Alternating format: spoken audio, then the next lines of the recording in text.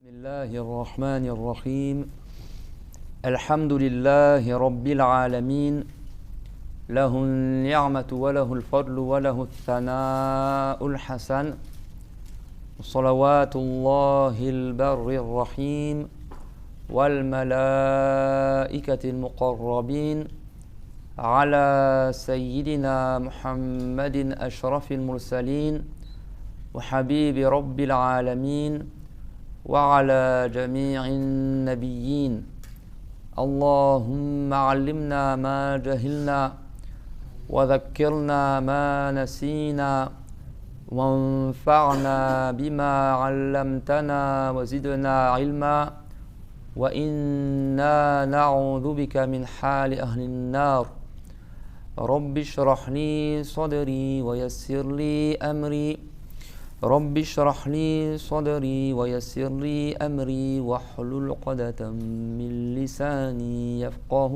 قولي اللهم لا سهل إلا ما جعلته سهلا وأنت يا حي يا قيوم تجعل الحزن إذا شئت سهلا آمين.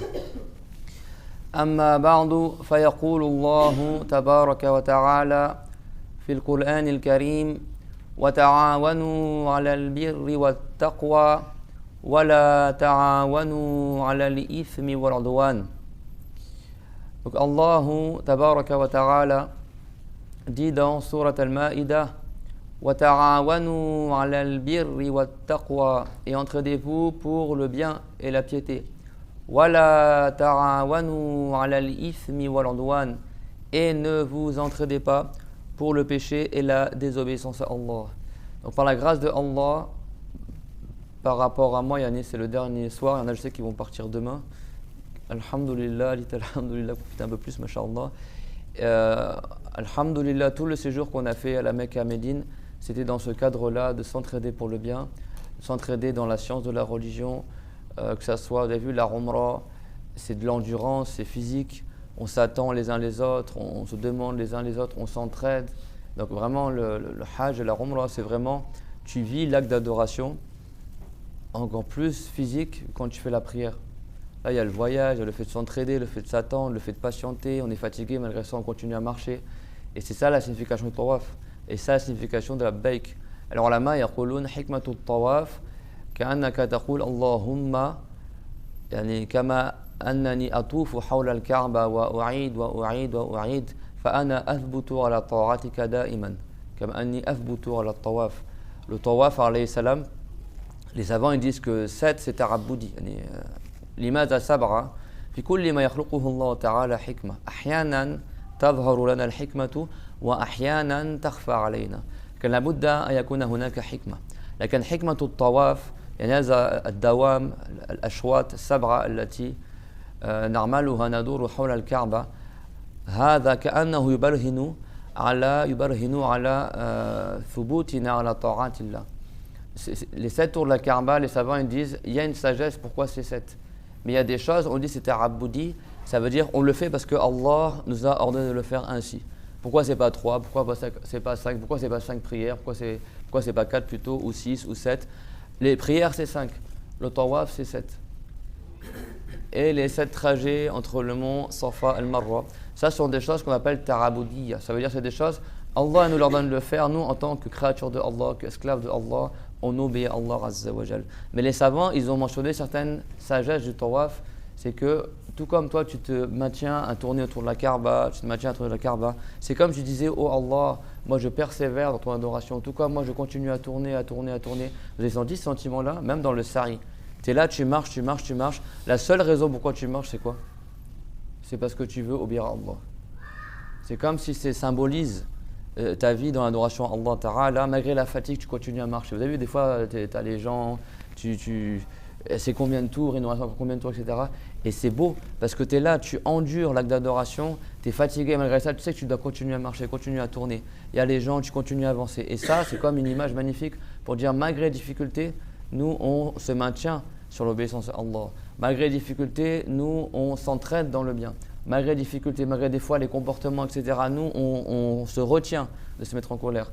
on se retient de nuire aux musulmans et on pense qu'à l'adoration de Allah Azza wa Jal, on pense qu'avoir des récompenses. يعني مع وجود المشقات ورغم إيذاء الناس وبعض التصرفات والتعب يعني الشخص يتجمل بالصبر ويصبر ويقول أنا أثبت على طاعة الله أكمل سعيي أكمل طوافي فالعمرة ما شاء الله فيه معان قد لا تجدها في غيرها من العبادات وليس عبثا أن الله تعالى جعل أن الحج يمحو الخطايا.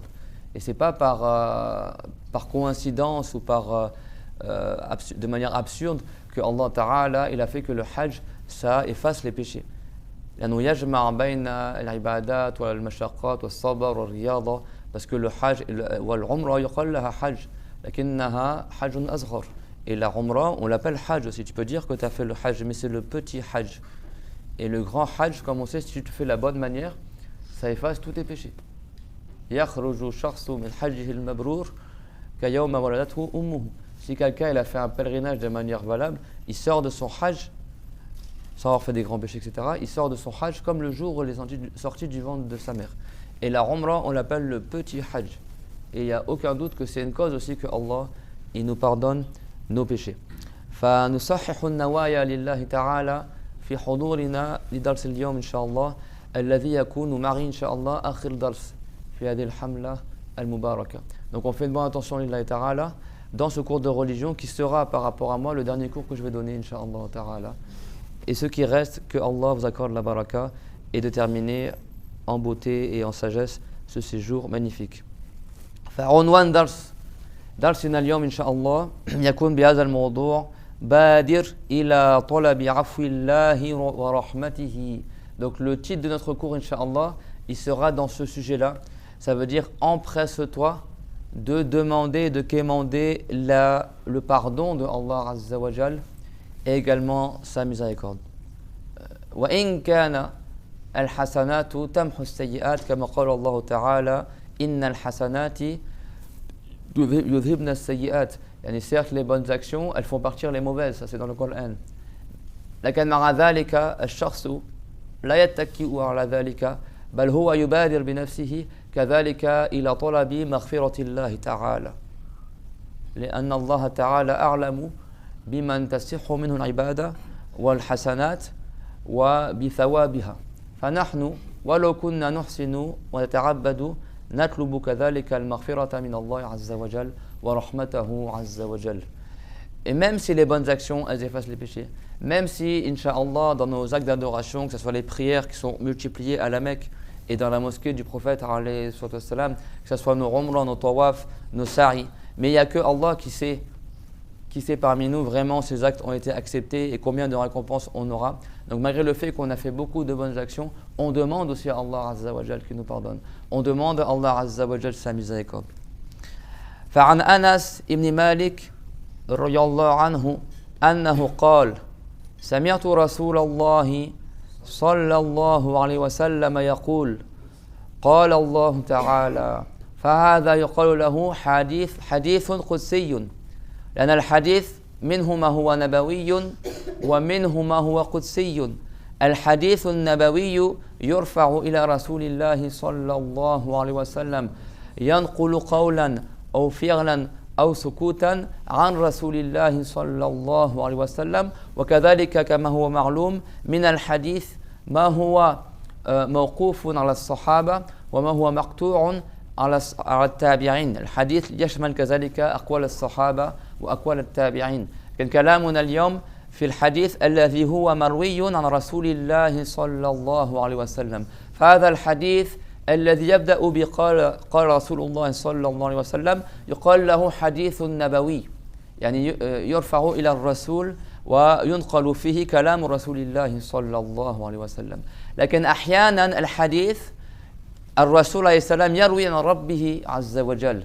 يبدأ الحديث قال رسول الله صلى الله عليه وسلم ثم يقول قال الله تعالى أو قال الله عز وجل معناه أن رسول الله محمدا صلى الله عليه وسلم ينقل عن ربه عز وجل. يكون هذا الحديث قدسيا أي عبارة عن كلام الله تعالى الأزلي فكلام الله تعالى صفاته ليس حرفا ولا صوتا ولا لغة ولا يتصور لكن القرآن والحديث القدسي يكون عبارة عن كلام الله عز وجل. العبارة تكون مخلوقة، العبارة تكون بلغة عربية. يحدثنا رسول الله صلى الله عليه وسلم فيقول قال الله تعالى ثم يذكر كلام الله تعالى أي عبارة الكلام الأزلي. Donc le hadith d'aujourd'hui il est rapporté de Anas. Man huwa Anas? Anas ibn Malik. Man yakun? يكون خادم رسول الله مر الكلام الحديث فيه.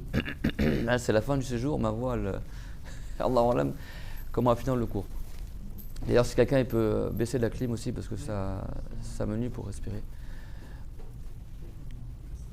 Tu cliques sur système, tu mets off et après tu mets done et ça éteint la clim, Inch'Allah ta'ala. Donc Anas c'est le serviteur du prophète, Masha'Allah. On a parlé longuement de Anas à Médine, on a fait 2 cours sur lui. Et on a parlé de la mère de Anas. Et il nous restait des choses à parler sur les compagnons. Inch'Allah, la prochaine Umrah, on en parlera. C'est lui qui rapporte ce hadith. Ce hadith, il dit Qala Rasulullah sallallahu alayhi wa sallam. Ça veut dire le messager de Allah sallallahu alayhi wa sallam a dit. Et après, le prophète sallallahu alayhi wa sallam, il dit Qala Allah ta'ala. C'est-à-dire Allah ta'ala a dit. Donc le hadith, il peut être nabawi, prophétique, et il peut être qudsi. Le hadith qudsi, c'est-à-dire que le prophète alayhi salam, il rapporte la parole de Allah, mais c'est autre que le Coran. Le hadith al-qudsi laysa Qur'anan wa la yutarabbadu bihi bi tilawatihi kama yutarabbadu bi tilawati al-Qur'an.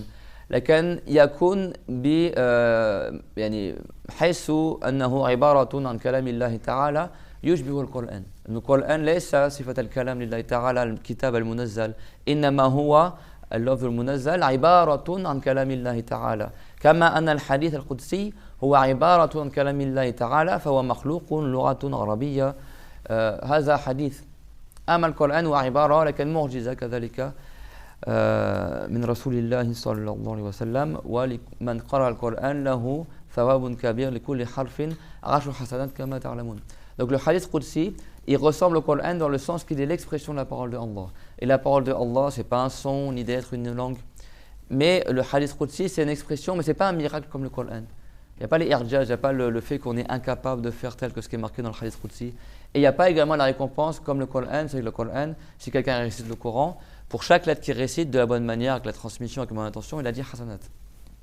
Le hadith qudsi, c'est pas pareil. C'est pas tu récites le hadith qudsi comme le Coran et pour chaque lettre, tu as dit hasanat. Mais tu as des récompenses, bien sûr, à rapporter le hadith. Tu as des récompenses à apprendre le hadith qudsi.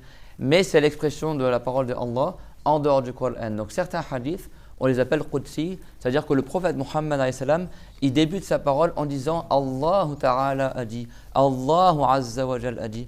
هذا يسمى حديثا قدسيا عبارة عن كلام الله تعالى يرويه رسول الله صلى الله عليه وسلم عن ربه.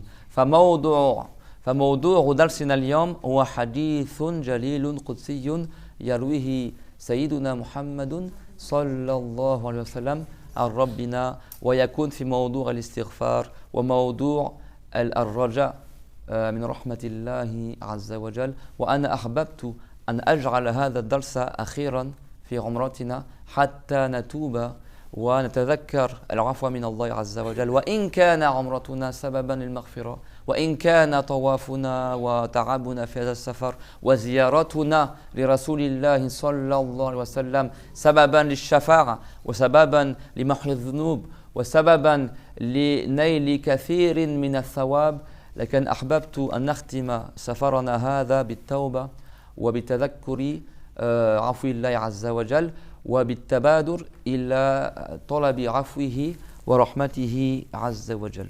Donc le dernier cours que j'ai fait et que j'ai mis dans le support aussi, c'est un cours qui parle du repentir. C'est un cours qui parle de ne pas hésiter à demander la miséricorde de Allah.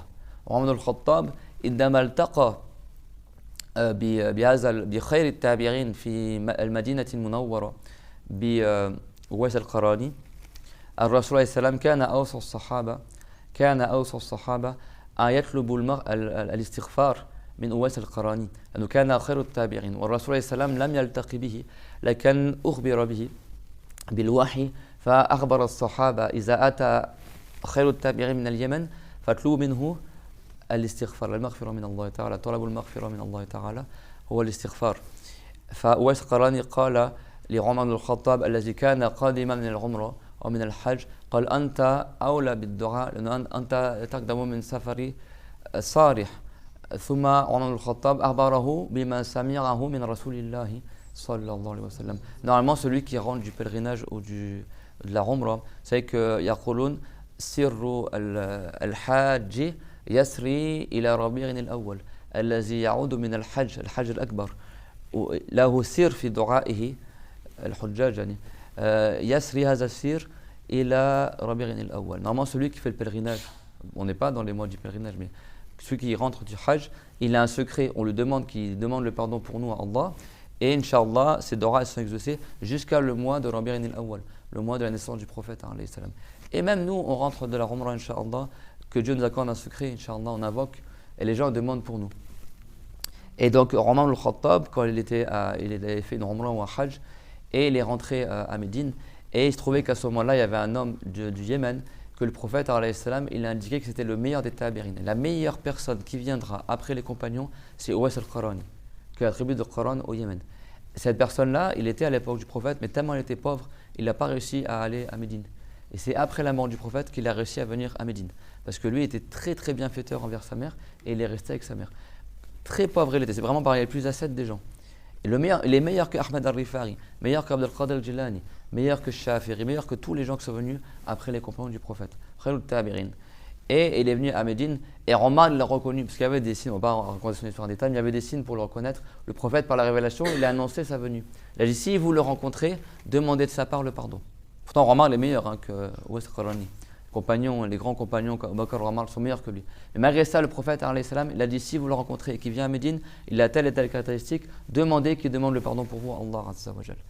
Et Omar est revenu du Hajj ou de la Umrah. Et il a reconnu Uwais al-Qarani parce qu'il était là quand le prophète alayhi salam l'a décrit. Et il a dit, invoque pour nous le pardon Allah. Et Uwais, il a dit, mais toi, tu es prioritaire à invoquer pour nous parce que tu reviens du Hajj et de la Umrah. Il a dit, oui, mais le prophète alayhi salam, il a dit, si on te rencontre, on demande le pardon, que tu demandes le pardon à Allah pour nous. D'accord. Ça veut dire quoi? Ça veut dire qu'il y a un secret pour celui qui rentre de la Umrah. Et ces doras, quand il demande le pardon pour les gens qui demandent l'invocation, Inch'Allah, tes doras seront exaucées. Mais même toi, malgré ça, tu demandes le pardon à Allah, il te précipite à demander le pardon à Allah Azza wa Jal. C'est-à-dire que même nous, quand on est à la Mecque, honorer le meilleur pays au monde, le Balad al-Amin, le pays serein, le pays du prophète alayhi salam, on se précipite dans cette fin de séjour. Et si on a fait des péchés durant notre séjour, on demande le pardon à Allah. Si moi j'ai blessé l'un d'entre vous, ou voilà, j'ai fait quelque chose qu'il ne fallait pas, que chacun se pardonne mutuellement parce qu'on va rentrer, on va voyager, Inch'Allah, et on n'aura peut-être plus l'occasion de se revoir. Donc voilà, Samihouni, Inch'Allah, iza ra'aytum minni shay'an la yunasib. Également, moi je vous pardonne si jamais quelqu'un d'entre vous. Moi, Masha'Allah, j'ai pas vu quelque chose de parmi vous, mais si quelqu'un il est en stress, tout ça, voilà, je pardonne tout le monde si quelqu'un il pense qu'il a quelque chose envers moi. Et moi, pareil, je demande le pardon à vous si jamais j'ai fait quelque chose qu'il ne fallait pas. Donc, ce fameux hadith que le prophète alayhi salam, il a mentionné, lorsqu'il a rapporté la parole de Allah, il est très connu, on le trouve aussi dans les 40 hadiths de Nawawiya, de l'imam Nawawi, que le prophète alayhi salam, il a dit quoi?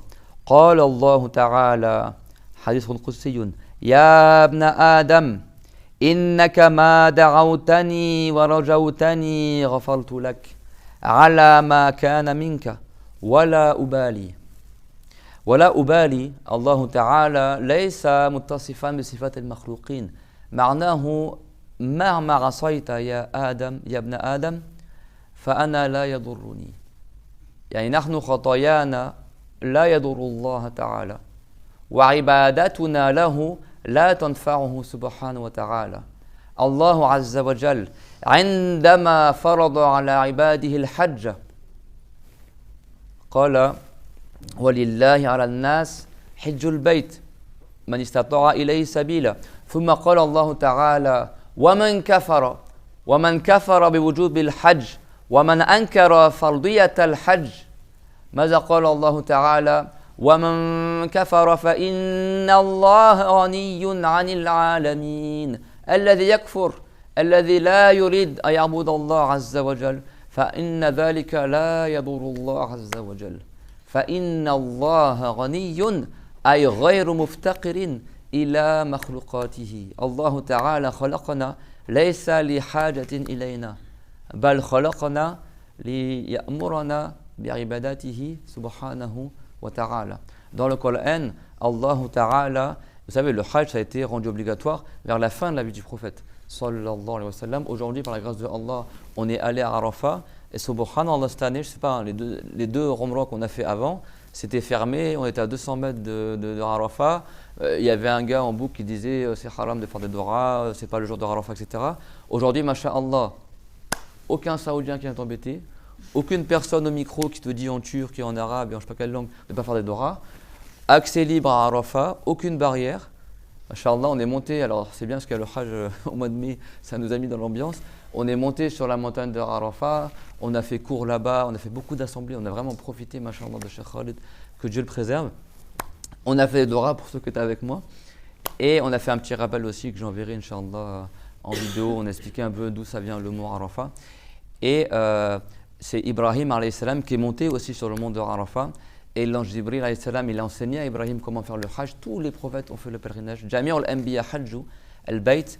أولهم سيدنا آدم الذي وبنى الكعبة وسائر الأنبياء كذلك حج البيت يعني الحج معناه أن تقصد الكعبة تزور الكعبة العمرة زيارة الكعبة والحج قصد الكعبة كلاهما بمعنى واحد هذا معنى أصل الحج لكن الرسول ماذا قال الحج عرفة يعني معظم أركان الحج هو عرفة الوقوف بعرفة من فاته الوقوف بعرفة ما صح حجه فإبراهيم عليه السلام صعد على جبل الرحمة على عرفة وأتاه جبريل عليه السلام فعلمه مناسك الحج ثم جبريل عليه السلام قال لإبراهيم لسيدنا إبراهيم عليه السلام قال عرفت فقال عرفت فسمي عرفة وهذا الذي يرويه سيدنا ابن عباس رضي الله عنهم. Et donc Ibrahim alayhi salam, c'est lui qui a appelé en son temps les gens au Hajj. Et c'est lui également, il est monté sur la montagne de Arafat. Et Jibril est venu à lui, il lui a enseigné comment faire le Hajj. Et après Jibril il a dit Arafta, est-ce que tu as su? Et il a dit Araftu, vous avez vu, il y a Arafat dedans, ça veut dire savoir. Et du coup, Ibn Abbas il rapporte cette histoire-là. Et il a dit que c'est pour ça que la montagne, elle a été nommée Arafat. Alors c'est toute une terre Arafat, mais il y a le mont Arafat, et toute la terre de Arafat qui va jusqu'aux portes de la vallée de Arana. La vallée de Arana, elle n'est pas dans Arafat. Mais il y a Tanamira, etc. Là, c'est la terre de Arafat, d'accord, c'est très étendu la terre de Arafat. Également la vallée de Darman al-Arak, là où Adam il était et toutes les âmes des humains ont été sorties de son dos, c'était également dans la terre de Arafat. C'est bon, mais la mosquée de Namira n'est pas à Arafat et la vallée de Urana n'est pas à Arafat également. Arafat yani ardun wasi'a, kazalika fi Arafat yawma alastu عندما الله تعالى أخرج من ظهر آدم عليه السلام جميع أرواح البشر. Quand les âmes ont été sorties du dos de Adam, elles avaient notre apparence à nous. Chaque être humain, comment elle allait être dans le bas monde, son âme elle a pris l'apparence de chacun, de tous les enfants de Adam. Et comme il a dit Cheikh Khalid aujourd'hui, c'est-à-dire que les enfants directs de Adam ont été sortis de son dos, et la descendance de Adam direct ont été sortis de son dos, et après du dos de sa descendance a été sortis les petits-enfants de Adam, et en fait chacun, parce que le dos, pour l'homme, le sperme, il est produit dans la base du dos.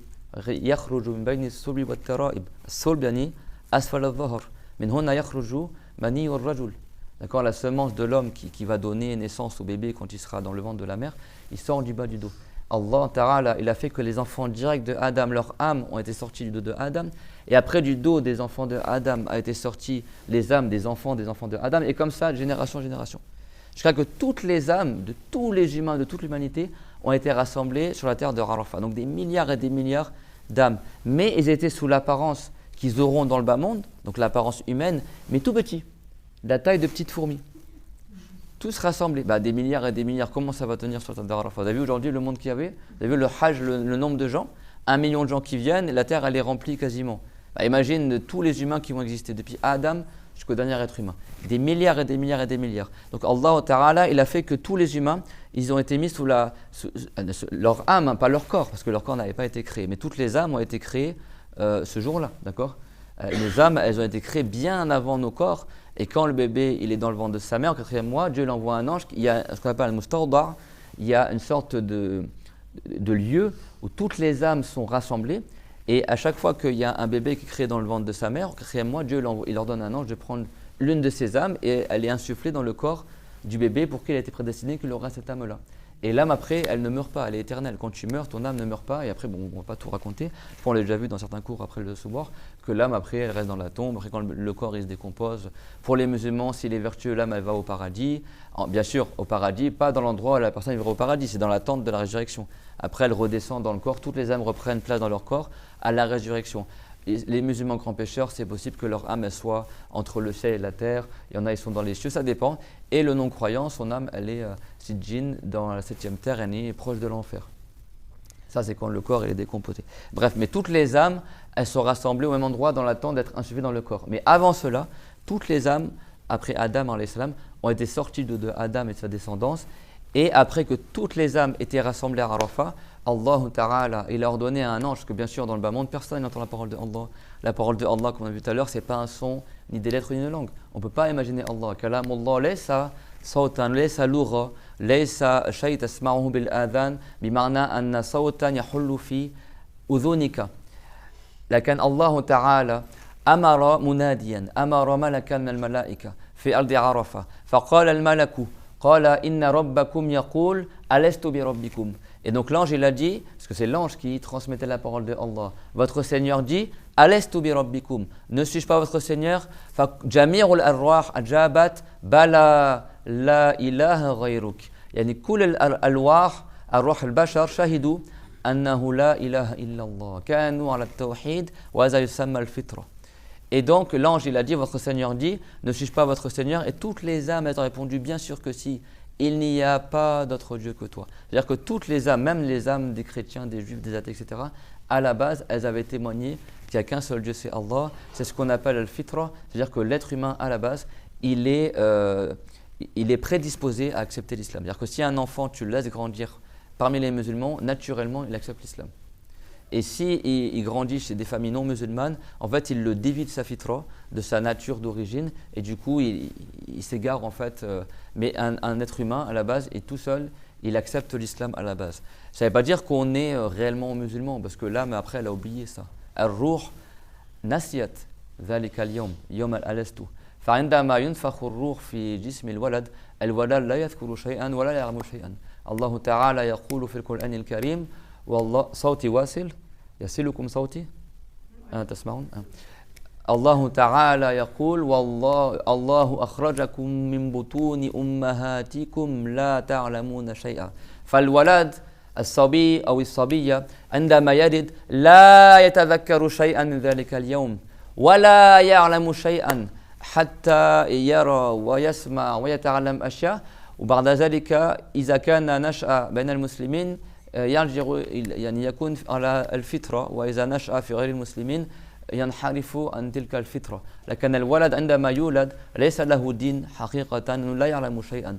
Et l'enfant, quand il est né, Dieu il a dit, Dieu vous a fait sortir du ventre de vos mères, vous ne saviez rien. Donc l'enfant, en fait, bien sûr, il a oublié ce jour-là de Alestou. Son âme a tout oublié, c'est comme une page vierge. Il ne connaît rien du tout. Et après, avec Louis, il a vu les expériences physiques et l'expérience des sens. Et après l'enseignement de ses parents, il apprend. Et après, s'il grandit dans une famille musulmane, eh bien, il reste dans la fitra.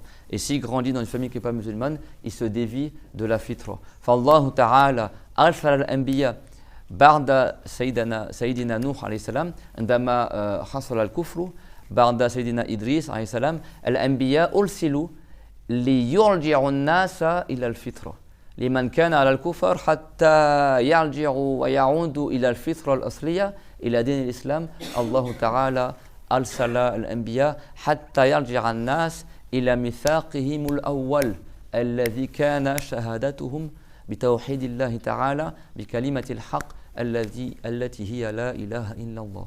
Et donc, vous savez qu'au début, tous les humains étaient musulmans. في أول البشرية جميع البشرية كانوا على الإسلام. في أيام آدم عليه السلام كانوا كل البشر على الإسلام. في أيام شيث ولد آدم كلهم كانوا على الإسلام. في أيام إدريس عليه الصلاة والسلام كلهم كانوا على الإسلام. بعد وفاة إدريس عليه السلام حصل الشرك، حصل عبادة الأصنام، فكان نوح عليه السلام أول رسول أرسل إلى الكفار. فبعد نوح يعني بعد من حين نوح من لدن نوح عليه السلام إلى هذا الوقت الأنبياء أرسلوا ليرجعوا الناس إلى الميثاق الذي قالوه وهو أنهم شهدوا أنه لا إله إلا الله. Donc au début, à l'époque de Adam, de Shith, de Idris, tous les humains, ils étaient musulmans. Alors ça ne veut pas dire qu'ils étaient tous vertueux, il y avait des péchés, il y avait du haram, mais ils étaient tous musulmans, ils avaient tous la bonne croyance. Après la mort de Idris, les gens ont commencé à adorer les idoles. Ils ont adoré des saints musulmans dont ils avaient fait la statue, ce qui sont cités dans le Coran, les 5 saints. Et après, ils sont mis à adorer des idoles. Alors, les années ont passé pendant plusieurs siècles. Et Nuh, il a été envoyé. Il y a une jahiliya de 1000 ans comme ça où les gens étaient mouchriquines. Et Nuh, il a été envoyé. C'était le premier prophète qui a été envoyé à un peuple de non-musulmans. Très peu de gens ont cru en lui, comme on a vu aujourd'hui. Vous vous rappelez, à Arafat, on a parlé du prophète Nuh aussi, alayhi salam. Et donc, après, tous les prophètes qui ont été envoyés après, ils ont été envoyés à des musulmans et aussi à des non-musulmans. Le prophète Mohammed a été envoyé qu'à la base à des non-musulmans, parce qu'à son époque, il n'y a plus d'islam, à l'époque du prophète. Et les gens, donc ça veut dire quoi? C'est ça qui est beau. C'est que Allah Azza wa Jal, il a envoyé les prophètes pour faire revenir l'humanité à ce pacte initial qu'ils avaient fait à Arafat, le jour qu'on appelle le jour de Al-Estu. Parce que c'est le début de la phrase Al-Estu bi Rabbikum. C'est dans le Coran, d'accord? Dieu il a dit, ne suis pas votre Seigneur. Mais ce n'est pas Allah qui a parlé directement aux humains. Parce que nous, on n'est pas des prophètes. Personne n'entend la parole de Allah dans le bas monde, si ce n'est le prophète Moussa et Mohammed, où les prophètes, ils le reçoivent par la révélation. Mais c'est l'expression de la parole de Allah Azza wa Jal. Nous, les gens du commun, bien sûr, on n'entend pas la parole de Allah dans le bas monde. Dans le delà, tout le monde entend la parole de Allah. Fil akhira, kulluna, al-insu wal-jin yasma'u kalam Allah. Ma minkum min ahadin إلا وسيكلمه ربه يوم القيامة ليس بينه وبينه ترجمان وكلام الله أعيد وأكرر ليس صوتا لكن كلنا يفهم كلام الله تعالى في الآخرة أما في الدنيا فنحن لا نسمع كلام الله فإذا وجدت في القرآن وفي الحديث أن الله تعالى يخاطب عبدا من عباده في الدنيا معناه الملك يكلمه مبلغا عن الله عز وجل. Donc nous dans au-delà, tous on sera interrogés par Allah, et je répète la parole de Allah, on ne peut pas l'imaginer. Allah la yutasawwar wa kalamuhu la yutasawwar. Dieu on ne peut pas l'imaginer, sa parole ne l'imagine pas. Mais tous on comprendra ce que Dieu a voulu qu'on comprenne de sa parole au jour dernier. Mais dans le bas monde, quand tu vois dans certains hadiths que Dieu il dit à telle personne qui est mort, ou Dieu dira à telle personne dans le bas monde, ça veut dire que Dieu il envoie un ange qui transmet la parole de Allah Ta'ala, tout comme le jour de Al-Estu, Dieu l'a envoyé un ange, et l'ange il a dit, votre Seigneur dit, Al-Estu bi Rabbikum, ne suis pas votre Seigneur. C'est ça qu'on appelle le jour de Al-Estu. D'accord? Le jour de Al-Estu. Et donc, toutes les âmes, elles ont témoigné qu'un seul Dieu, mais après il y a des âmes qui ont oublié, tous on a oublié cette chose-là, mais après il y a des gens, ils ont carrément quitté totalement le pacte, et ils mourront sur autre que l'islam, que Dieu nous en préserve. Donc Allah Ta'ala, il a dit Ya ibn Adam, ô fils de Adam. On est tous des fils de Adam, d'accord? Et donc il parle à l'être humain. Ma innaka ma da'awtani. Certes, tu ne m'invoques, si tu m'invoques, wa rajautani, et tu m'implores, ghafartu laka, je te pardonnerai. Ala ma kana minka. معناه يعني مهما أذنبت ولو كثرت خطاياك ما دمت تستغفرني ما دمت ترجوني فأنا أغفر لك ولا أبالي أي لا يضرني عدد معاصيك ولو بلغت يعني الجبال وتكاثرت وكانت يعني لا تحصى فالله تعالى لا يضره كما يقول في الحديث الله تعالى لا يصف بصفة المخلوقات فبعض العبارات تكون على معنى يليق بالله تعالى. الله تعالى لا يوصف بالملل على أنه يتعب، لكن معناه الله تعالى لا يعجزه شيء ولو كانت ذنوبك مليارات من المعاصي الله تعالى قادر على أن يغفر لك. فالله تعالى الرسول عليه السلام أخبر عنه قال والله لا يمل حتى تملوا، يعني الله تعالى لا يمل لا يتعب لا يعجزه أن يغفر لكم حتى أنتم تملوا من الذنوب. Dans certains hadiths, le prophète l'a dit, Allah Ta'ala, ça ne le nie pas, quoi que tu fasses comme péché, Allah est tout puissant à te pardonner. Et Allah est tout puissant à te pardonner jusqu'à que toi tu te lasses de faire des péchés. Si tu demandes le pardon, tu fais l'istighfar, bien sûr, at-tawba lahu shurut, le repentir a des conditions. Si tu fais le repentir de la bonne manière, même si tu fais 1 milliard de péchés et tu t'en repens de la bonne manière, Dieu te pardonne, et Dieu te pardonne, et Dieu te pardonne. Le prophète, il a dit une image en arabe, bien sûr, c'est pas au sens propre, parce que Allah, il n'est pas sujet au sentiment, il n'est pas sujet à la fatigue. Mais l'expression en arabe, c'est une figure de style. Le sens apparent, c'est comme si tu disais, Allah, il ne se lasse pas de vous pardonner jusqu'à que vous vous lassiez de faire des péchés. Ça veut dire que Allah, il n'est pas sujet à la fatigue. La ta'khudhuhu sinatun wa la naum. Dieu, il n'est pas faible. Il n'y a rien qui le rend faible. C'est-à-dire que Dieu, il te pardonne jusqu'à que toi, tu te lasses et que tu te fatigues de faire des péchés. D'accord? Allah yatubu alayna. Allahu yaghfiru lana. Allahu yamhu anna al-khataya bi barakati hadha as-safar, incha'Allah. Que Dieu nous efface nos péchés et qu'il nous pardonne par la baraka de ce voyage et de tout ce qu'on a fait durant tous ces jours, incha'Allah, si on avait une bonne intention. Et Allah, il est tout puissant. Donc Allah Ta'ala, il a dit, c'est comme s'il disait, tant que tu m'invoques, tant que tu m'implores, je te pardonnerai, quoi que tu aies fait comme péché, quel que soit le nombre de tes péchés, wala ubali. Ici, wala ubali, ça veut dire, je ne me soucie pas de ce que tu vas faire, parce que Allah, il n'est pas concerné par le souci. Ça veut dire, et ça ne me nuit pas, quel que soit le nombre de tes péchés, mon frère, ma soeur, n'aie pas honte de demander le pardon à Allah. N'ayez pas honte. Allah Ta'ala, il agrée de pardonner. Ça veut dire que Allah Ta'ala, tellement il aime pardonner à ses esclaves, que c'est rapporté dans les hadiths. Bien sûr, je dis il aime, ça veut dire qu'il a des sentiments. C'est-à-dire que tellement Allah, c'est quelque chose qu'il agrée de pardonner, que c'est rapporté dans le hadith, que si aucun être humain ne faisait des péchés, Allah Azza wa Jal, il aurait créé des humains qui faisaient des péchés pour leur pardonner. Subhanallah, ça veut pas dire que c'est bien de faire des péchés. Mais tellement Allah Azza wa Jal, il aime pardonner à ses esclaves, que même si nous, on était tous pieux, Allah, il aurait créé des gens qui faisaient des péchés pour leur pardonner. Ça veut dire, n'ayez pas honte de demander le pardon à Allah. C'est pas bien de faire des péchés, bien sûr. Mais il y a des gens qui disent, oh, mais moi j'ai fait plein de haram, laisse tomber, je fais pas la prière, je bois, alhamdulillah, je crois en Dieu, mais mon état est catastrophique. J'ai honte de demander le pardon à Allah. Allah, il est Al-Ghaffar. Allah, il est At-Tawwab, Ar-Rahim. N'aie pas honte de demander le pardon à Allah. Allah, il agrée que tu demandes le pardon. Il n'agrée pas le péché, mais il agrée que tu demandes le pardon pour tes péchés. Allah Ta'ala nous a fait savoir par la révélation. Le prophète l'a dit quoi? Il l'a dit Inna bani Adam khatta'un, que les enfants de Adam, on ne voit pas des prophètes, mais les enfants habituellement, les humains, font beaucoup de péchés. Wa khairul al-khatta'in at-tawwabun. Mais les meilleurs de ceux qui font beaucoup de péchés, c'est ceux qui font beaucoup le repentir.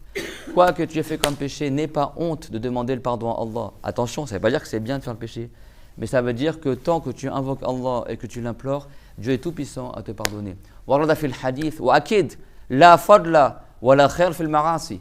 Allah Ta'ala la yarda an al ma'asi, lakin yarda an tatub, yarda an tastaghfirahu subhanahu wa ta'ala. فلقد ورد في الحديث أن لو كان جميع الخلق البشر والجن لا يعصون الله تعالى الله تعالى كان خلقا يعصونه حتى يغفر لهم. هذا إظهارا أن الله تعالى يحب أن يغفر لعباده ولا يحب المعاصي لكن يحب أن يغفر لهم. فالشخص لا يستحي، لا يقنط من رحمة الله تعالى، لا يفقد الأمل، لا ييأس، لا يقول أنا عملت كذا وكذا من المعاصي فالله لن يغفر لي. لا، المسلم من دام مسلما ما دام حيا فقد يغفر له جميع ذنوبه بحسنة واحدة. شخص لا يدري. ورد في الحديث أن أحد الناس من كثرة المعاصي وكان على الإسلام لكن من كثرة الذنوب يأتي يوم القيامة وميزانه للسيئات كفة السيئات مملوءة بالمعاصي حتى عندما يسأل ماذا عملت من الخير لا يدري ماذا يجيب، لا يعرف ماذا فعل من الإحسان.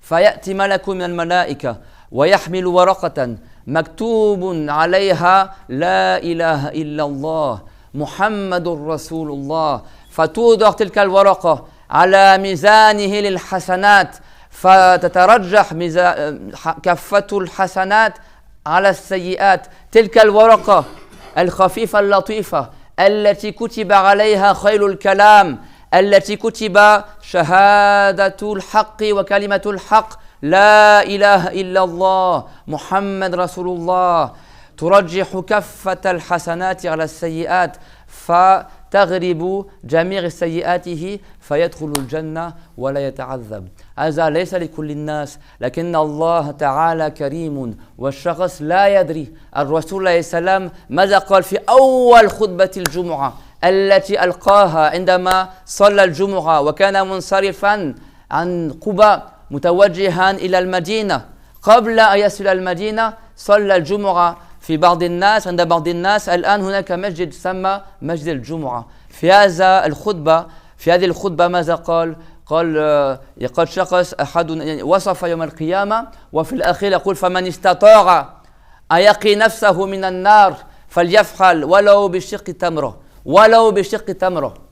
قد أنت تنجو من النار لأنك قسمت تمرة أعطيت تمرة أو جزءا من التمر لفقير محتاج، يعني عديم المال في الشارع، وأنت أحسنت النية مخلصا لله تعالى أعطيت هذا التمر، ولعله كان ربما فقط ما كنت تملكه في ذلك اليوم، ما عندك أكل، قلت في نفسك أنا أؤثر على نفسي أعطي هذا التمر لفلان لهذا الفقير. أو الأم ترى مثلا بنتها أو ولدها يجوع وهي تجوع كذلك، تقول أنا سأقدم بنتي أعطيها التمر حتى تأكل ولو أنا لم أكل. قد الله تعالى بتلك الحسنة يمحو عنك جميع الخطايا ويدخلك النار بلا عذاب.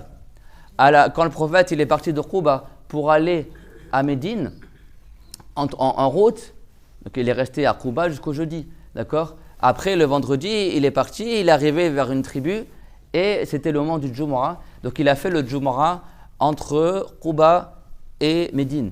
C'était la première fois que le prophète il faisait le discours du Jumu'ah avec ses compagnons, avant même que sa mosquée soit construite. Aujourd'hui, à cet endroit-là, il y a ce qu'on appelle la mosquée d'Al-Jumu'ah. Mais à l'époque du prophète, il n'y avait pas de mosquée. Sallallahu alayhi wa sallam. Et il a fait un discours pas très long. On l'a lu, pour ceux qui ont fait la Ramadan avec moi l'année dernière, au mois de décembre ou de février, on l'avait lu dans le bus. D'accord. C'est une khutbah de quelques mots. D'accord. Et il a dit إن الحمد لله نحمده ونستغفره ونتوب إليه ونعوذ بالله من شرور أنفسنا jusqu'à la fin. Et après, il a fait un discours où il a parlé du jour dernier, que la personne, elle va peut-être se retrouver au jour dernier, elle regardera à droite, elle regardera à gauche, elle verra aucune récompense. Donc il a dit, si l'un d'entre vous, il peut se préserver du feu de l'enfer, alors qu'il le fasse, ne serait-ce qu'avec un morceau de date. À dire préservez-vous de l'enfer, ne serait-ce qu'en donnant une partie de date. Tu ne sais pas quelle bonne action il te sauvera au jour dernier, même si tu as fait plein de péchés. Il y a un homme au jour dernier, c'est rapporté, tellement il avait fait de péchés, qu'au jour dernier il va venir, c'est un musulman on parle, sa balance, il y a deux plateaux pour le musulman. Pour le non-croyant, avec un plateau, c'est les mauvaises actions, tout ce qu'il fait comme bien, ça compte pour l'au-delà. Il est récompensé par des récompenses de dunya, des récompenses mondaines, l'argent, la santé, l'amour des gens, etc. Mais après la mort, il n'a plus rien. Il n'y a que le musulman qui a la balance avec les deux plateaux, c'est-à-dire un plateau pour les bonnes actions, un plateau pour les mauvaises. Le non-croyant, il n'y a que les mauvaises actions qui sont remplies dans sa balance. Le musulman, il y a les deux. Donc quand tu sais qu'il y a les deux, tu essaies de faire en sorte que la majorité de tes actions elles remplissent le bon côté, pour que ça penche du bon côté. Lui, ce musulman-là, c'est à apprendre dans les hadiths que tellement il a fait de péché, sa balance de mauvaises actions, elle est remplie, ça penche vraiment de l'autre côté. Et quand le musulman, le plateau des mauvaises actions, il penche du mauvais côté, ça veut dire qu'il mérite d'aller en enfer. Si c'est les deux égalités, ça veut dire qu'il n'ira pas en enfer, mais il n'ira pas au paradis parmi les premiers. Il sera sur un mur entre le paradis et l'enfer qu'on appelle al-A'raf. Allah Ta'ala qal wa ala al-A'raf rijal. Sur le mur, la crête. D'accord, l'A'raf, c'est la crête du cheval. C'est un mur comme ça qui fait une crête entre le paradis et l'enfer. Et les gens, ils attendent sur ce mur-là pour entrer au paradis. Ça, c'est ceux dont leur balance elle est à égalité, les deux plateaux. Et ceux dont la balance des bonnes actions, elle prévaut, alors ils vont au paradis parmi les premiers. Cette personne-là, tellement il a fait du haram, tellement il a des péchés, il y a des montagnes de sayyi'at, montagnes de péchés qui sont dans le plateau des mauvaises actions. Et le plateau des bonnes actions, bah lui, il n'y a rien qui pèse dedans quasiment. Au point qu'il sera dit au jour dernier, qu'est-ce que tu as fait comme bonnes actions? Il ne sait même pas quoi répondre. Il ne sait même pas quoi répondre. Et il essaie de se rappeler, il ne voit que du haram. Pour lui, qu'est-ce qu'il se dit? Bah ça y est, je vais aller en enfer. C'est foutu, d'accord, c'est mort. Allah Ta'ala, bien sûr, tant que tu es musulman, même si tu mérites d'aller en enfer, Dieu est tout puissant à te pardonner et de ne pas te mettre en enfer. C'est Dieu qui choisit. D'accord? D'accord, ton Seigneur, c'est lui qui crée et qui choisit. Mais on dit que de manière de base, on dit que tu mériterais d'aller en enfer. Après, est-ce que le prophète intercédera pour toi ou pas? Nous, alhamdoulilah, on a visité le prophète. Inch'Allah, si on est dans ce cas-là, on est sûr que le prophète intercédera pour nous. Mais le prophète n'intercède que pour les grands pécheurs. On demande à Allah qu'on meure sur un état de piété, Inch'Allah. Comme ça, voilà. Sinon, c'est possible aussi que Dieu, il veut que la personne aille en enfer. Et même si le prophète intercédera et la personne elle sortira de l'enfer après avoir été en enfer. Allahu yarhamuna, amin. Donc cette personne-là, tellement elle a fait du haram, il ne sait même plus qu'est-ce qu'il a fait comme bonne action. Il dit, je sais pas. Pour lui, c'est fini, il sait qu'il va aller en enfer, selon lui, soi-disant. Mais Allah, il nous apprend dans le Coran de jamais désespérer de sa miséricorde. Le musulman, tant qu'il est vivant, Dieu lui a dit quoi? Yad'unahu khawfan wa tama'a wa mimma razaqnahum yunfiqun. Que les gens vertueux, ils invoquent Allah en ayant la crainte et en ayant l'espoir. On a la crainte du châtiment de Allah et on a l'espoir d'être pardonné. Tatajafa junubuhum 'anil madaji' yad'una rabbahum khawfan wa tama'a wa mimma razaqnahum yunfiqun. فلا تعلم نفس ما أخفي لهم من قرة أعين جزاء بما كانوا يعملون وما تعلم نفس.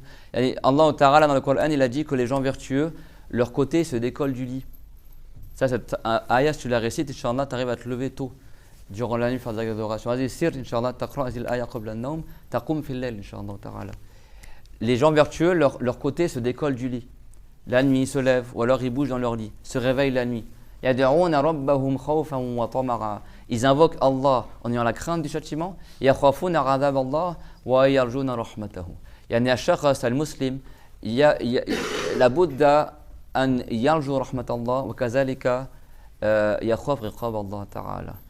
Wa al-ahsan an yaj'alahuma ka janahi at-ta'ir. الطائر إذا أراد الطيران لابد أن يكون في توازن بين هذا الجناح وهذا الجناح. فكذلك المسلم في الدنيا يكون بين الخوف والرجاء. يخاف عقاب الله ويرجو رحمته. وعند الوفاة يغلب الرجاء على الخوف. عند الوفاة الشخص يحتضر يحس من نفسه أنه سيموت فهنا يزداد رجاء من رحمة الله تعالى. هنا مطلوب أن يغلب الرجاء على الخوف. أما دام حيا أما إذا كان حيا ولا لا يخاف الموت يعني لا يخاف أن يموت قريبا فيجعلهما مستويين كجناحي الطائر. Le musulman, il craint le châtiment de Allah et il espère sa miséricorde. Tant qu'on est vivant et d'une vie normale, on ne craint pas qu'on va mourir. Alors on fait en sorte que les deux côtés soient à égalité. Les savants ils disent comme les deux ailes d'un oiseau. Un oiseau pour qu'il vole, il ne va pas voler comme un côté comme ça. D'accord? Il fait en sorte que ces deux ailes ils soient équilibrées. Et bien nous également dans le bas monde, on espère autant la miséricorde de Allah que qu'on craint son châtiment. C'est pas tu espères la miséricorde de Allah, du coup tu fais plein de haram, tu dis oh mais Dieu va me pardonner, c'est bon, t'inquiète pas, Dieu non. Et c'est pas non plus tu désespères, tu dis oh moi je fais plein de haram, je ne serai pas pardonné, je vais être châtié. Non, tu crains le châtiment et en même temps tu espères la miséricorde de Allah. En même temps tu espères la rahma de Allah. Mais si tu penses que tu vas mourir, tu es malade, tu sens que c'est difficile, tu sens que c'est bientôt ton heure, que Allah nous accorde de mourir dans les lieux saints, Inch'Allah, Amin. Et bien, dans ce cas-là, tu fais prévaloir l'espoir de la miséricorde de Allah. Et quand tu sens que c'est bientôt la fin, tu vas dire je vais être châtié. Non, tu dis Inch'Allah que Dieu me pardonne. Parce que le prophète, il a dit Inna Allah inda al-wafat matlub min al-abad an yuhassina al-dhanna billah. Yani yarju rahmat Allah ta'ala. ورد حديث أن الله تعالى بمعنى أنه يعني ينصر يرحم عبده يقول أنا عند عبدي يعني إذا حسن ظنه بي فأنا عنده يعني معناه الله تعالى يرحمه. Que c'est rapporté dans les textes que Allah il soutient la personne quand il pense le bien au sujet de Allah Ta'ala. Penser le bien au sujet de Dieu, c'est-à-dire que tu penses que Dieu va te pardonner. Et quand tu vas mourir, eh ben, Dieu il t'a fait savoir qu'il nous soutient et il nous fait miséricorde tant que tu penses le bien au sujet de ton Seigneur. Ça, c'est au moment de la mort. D'accord? Et donc, cette personne-là, lui, il a tellement été désespéré, il a dit, c'est bon, ma balance, elle est remplie de péchés, c'est le jour dernier. Et donc, il dit, je ne sais même pas qu'est-ce que je fais comme bien. Et là, tu as un ange, écoutez bien, tu as un ange qui arrive avec une feuille, avec une toute petite feuille. C'est quoi la feuille par rapport à les je ne sais pas combien de tonnes de péchés qu'il a fait. Et sur cette feuille-là, c'est marqué la meilleure des paroles. وَأَكِلَ هَذَا الْكَلَامَ الَّذِي كُتِبَ عَلَى الْوَرَقِ هُوَ قَالَهُ ذَاكَ الْعَبْدُ كَانَ يُؤْمِنُ بِاللَّهِ وَكَانَ يَتَشَهَّدُ. Cette parole-là, cette personne-là, il l'a dite. Et c'était la meilleure des paroles. C'était La ilaha illallah Muhammad Rasulullah. Il n'y a qu'un seul Dieu, c'est Allah, Muhammad et le prophète de Allah. La parole des vérités. C'est la seule hasanat qu'il avait au niveau du hadith. L'ange, il a pris la feuille, il est arrivé, il a posé la feuille dans le plateau vide des bonnes actions. Et il y avait l'autre plateau qui était rempli de péchés. Et quand l'ange il a mis la feuille dans le plateau, la balance, elle a penché du côté des bonnes actions. Ça veut dire que parce que cette personne-là était croyant, et que Allah, même s'il a fait beaucoup de péchés, mais il avait un cœur qui craignait Allah. D'accord? Des fois, il y a des gens, ils font du haram, mais ils ont quand même la crainte de Allah. Alors, ce n'est pas des gens agréés par Allah dans ce sens-là, mais malgré ça, ils savent qu'ils font des péchés. Ils sont tristes de leur état. Et des fois, tellement la personne a la honte d'elle-même, et bien Dieu lui pardonne parce qu'il avait la crainte du châtiment. Et cette personne-là, c'était son cas. Et Dieu lui a pardonné tous ses péchés parce qu'il a dit La ilaha illallah Muhammad Rasulullah. Mais attention, ça ils ont dit ça, c'est pas pour tout le monde. Comme la femme de Banu Israël qui était musulmane, elle a vu un chien assoiffé et c'était une femme fornicatrice. Elle a eu pitié du chien, elle a pris sa chaussure, elle est descendue dans le puits, elle a pris de l'eau, elle a donné à boire au chien et s'est rapporté que Dieu lui a pardonné toutes ses fornications, etc. كان هناك براء يعني زانية من بني إسرائيل مؤمنة كانت تقع في الفاحشة أعوذ بالله فإذ بكلب كان يدور حول بئر وكان عطشان كان سيموت من العطش حتى كان يأكل التراب حتى يخفف عن عطشه كان ظمآن كان هذا الكلب le chien tellement il avait soif qu'il mangeait la terre tellement il avait soif il ne pouvait plus supporter et cette femme là eh ben elle a eu pitié du chien. Si quelqu'un il peut prendre le bébé pour pas qu'il apparaisse sur l'écran. Elle a eu pitié du chien. Cette femme là pourtant c'était une fornicatrice. أشفقت على الكلب فنزعت موقها يعني حذاءها نزلت في البئر أخذت الماء وسقت الكلب مخلصة لله تعالى مع أنها كانت يعني من أهل الكبيرة يعني كبائر كانت فاحشة زانية من بغايا بني إسرائيل لكن أحسنت يعني أخلصت النية فالله تعالى غفر لها بهذا الفعل البسيط. Et Dieu, malgré le fait que c'était une perverse, c'était une femme de la fornication. Mais vous savez, des fois même, l'être humain, vous savez, c'est des fois blanc, des fois noir, des fois il fait du bien, des fois du mal. Ce moment-là, elle a été sincère envers Allah, elle a eu pitié de ce chien-là, et elle a elle-même cherché à boire, elle a donné à boire au chien, et c'est rapporté, le prophète l'a dit que Dieu lui a pardonné. Donc le prophète, quand il a fait le discours du Jumu'ah, il a dit, si quelqu'un, il peut tourner son visage de l'enfer, il peut se préserver de l'enfer, ne serait-ce que par une partie d'une date, alors qu'il le fasse. Et après, il a terminé son discours. Vous savez, c'est très, pas beaucoup, mais ça résume tout. وكان آخر الخطبة يومئذ عليه الصلاة والسلام قال الله تعالى يا ابن آدم إنك ما دعوتني ورجوتني غفرت لك على ما كان منك ولا أبالي يا ابن آدم لو بلغت ذنوبك عنان السماء ثم استغفرتني غفرت لك يا ابن آدم إنك لو أتيتني بقراب الأرض خطايا ثم لقيتني أي جئت يوم القيامة لأن الله تعالى لا يؤتى إليه بمعنى المسافة هذا مجاز بمعنى أنه نحن يوم القيامة نسأل ونحاسب فإذا كنا يوم القيامة يقول لا تشرك بي شيئا لأتيتك بقرابها مغفرة يعني لو أتى العبد يوم القيامة بمعاصي كانت تملأ الأرض كلها فالله تعالى إذا كنت تستغفره ترجوه فالله تعالى يأتي لك بقرابها مغفرة بما يملأ الأرض مغفرة وهذا الحديث رواه الترمذي. Et donc le prophète il continue en rapportant la parole de Allah Azza wa Jal. Je reprends, il a dit قال الله تعالى Allah Ta'ala a dit Ya ibn Adam, ô fils de Adam, innaka ma da'awtani wa rajautani ghafartu laka. Tant que tu m'invoques, tant que tu m'implores, je te pardonnerai. Ala ma kana minka wala ubali. Quoi que tu aies fait comme péché, quoi que soit le nombre des péchés que tu as fait, ça ne me nuira pas. Ya ibn Adam, ô fils de Adam, لو بلغت ذنوبك عنان السماء يعني هذا الذي فوق يعني لو تصورنا أن تلك المعاصي أحجام وأجسام تراكمت حتى بلغت عنان السماء حتى ملأت ما بين السماء والأرض فالله تعالى يغفر لك ويغفر لمن يشاء ما دام مسلما ما دام العبد مؤمنا بالله تعالى أما الشرك فالله تعالى قال في سورة النساء إن الله لا يغفر أن يشرك به ويغفر ما دون ذلك لمن يشاء ويقول ثم ماتوا وهم كفار فلن يغفر الله لهم فمغفرة الله تعالى في الدنيا شاملة لكل البشر ولكل الجن وحتى للبهائم رحمة دنيوية الماء الهواء الطعام الشراب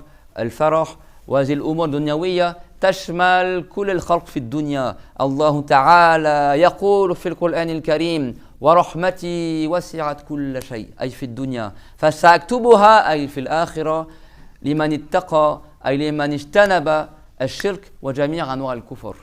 Dans le bas monde, la miséricorde de Allah, elle englobe tout le monde. La miséricorde, ça veut dire les bienfaits. Ar-Rahma, laysa ma'nahu al-maghfira. Ma'nahu an-ni'am allati yun'im Allah, allati Allah Ta'ala yatafaddalu biha alayna.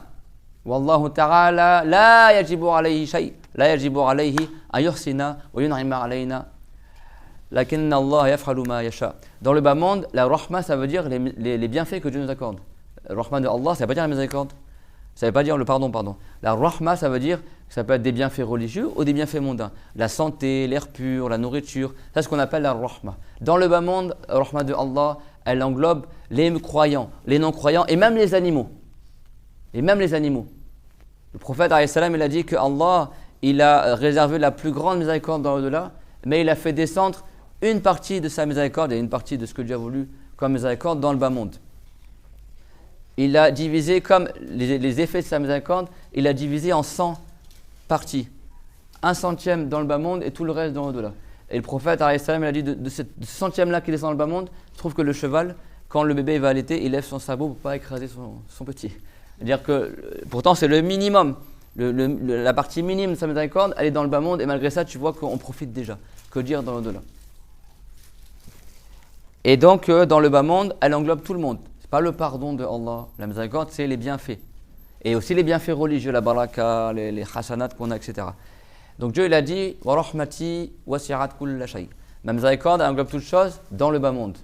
Fasa'aktubuha, mais je la réserverai, c'est-à-dire dans l'au-delà, liman ittaqa, pour celui qui a évité, qui a craint quoi? Qui a craint de tomber dans la mécrance et qui a évité d'adorer autre que Allah et tout le reste du shirk. Et tout le reste de la mécrance, comme celui qui insulte Dieu, celui qui se moque de la religion. Al-kufar ma huwa, kalladhi yasubbu Allah, kalladhi yastahzi'u bid-din, kalladhi yastahzi'u bil-hajj wal-umrah, aw bi'ilmi ad-din, aw ya'taqidu anna Allah ta'ala mithluna, basharun lahu wajhun wa yadayn jalihatayn masalan.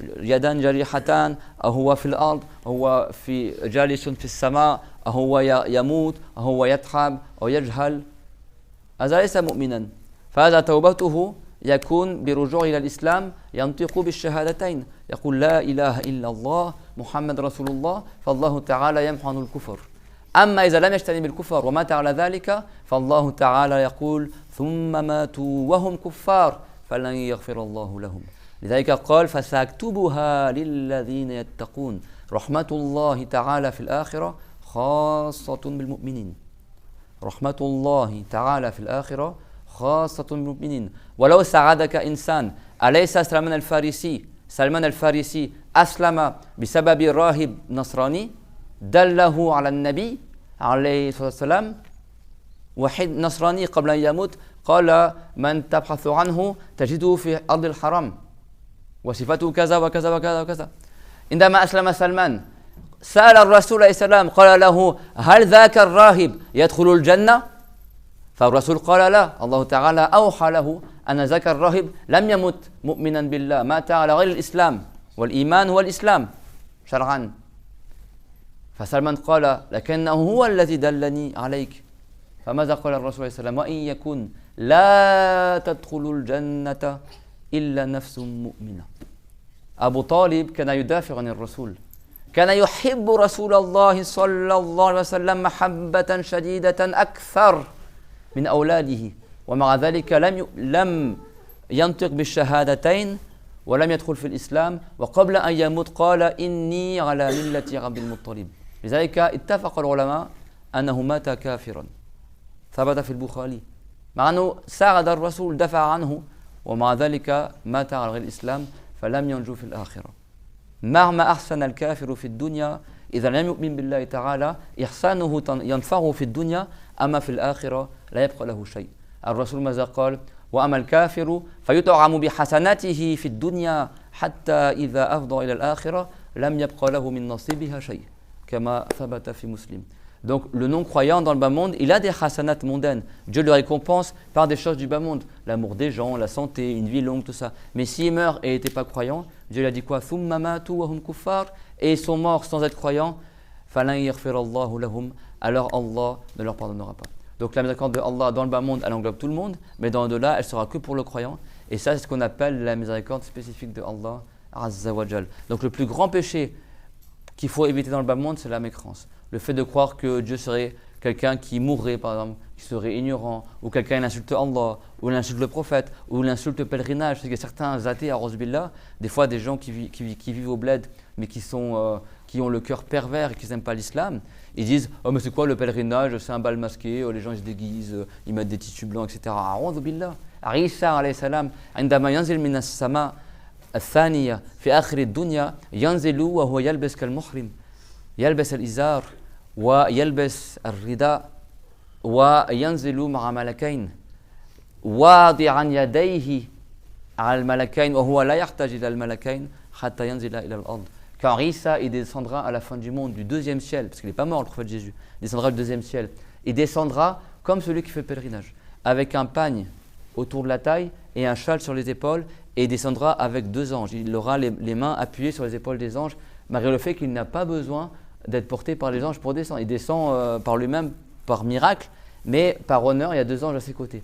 Il descendra habillé comme cela, et la plupart du temps, le prophète, alayhi salam, il est habillé comme nous quand on fait le hajj.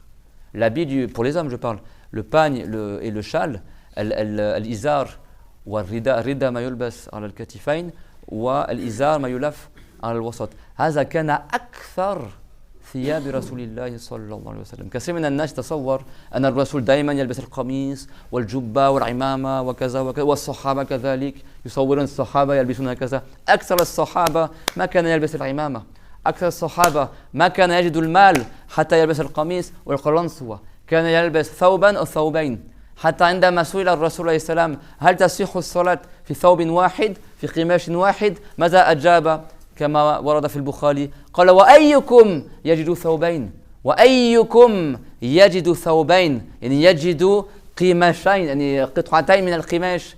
أكثر الصحابة كان فقط يلبس الإزار، أو يعني يعمل الملتحف، يلتحف بثوب واسع وليس له غيره، يكون ثوبه في النهار وغطاءه في الليل. La plupart des compagnons, ils avaient juste un tissu, ils mettaient autour de la taille. S'il était vaste, ils mettaient le tissu sur son corps, c'était sa couverture la nuit et son habit la journée. La plupart des compagnons, ils ne portaient pas l'harimama. Ils n'avaient pas d'argent pour porter des harimamas, des qamis, etc. Et le prophète Mohammed, sallallahu alayhi wa sallam, même s'il a porté le qamis, même s'il a porté bien sûr l'harimama, la qalansoua, la plupart du temps, il est habillé comme nous dans le pèlerinage. Et ça, c'est le meilleur des habits. Khayru thiyab al-rajul al-izar wal-rida.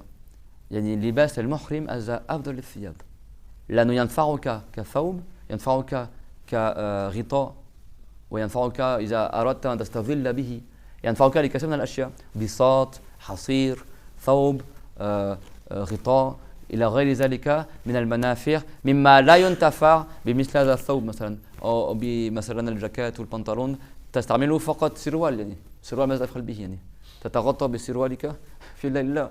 أما الرداء والإزار ينفع لغير ذلك ولو لم تلبسه.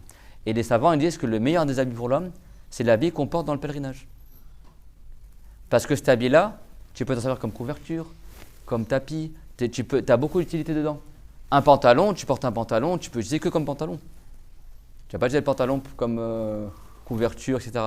Alors que le châle et le rida, c'est un habit et à la fois ça peut être aussi une tente. S'il fait chaud, tu mets au-dessus de toi. Ça peut être une couverture la nuit. Et ça, c'est les meilleurs habits. Et en plus, c'est la modestie.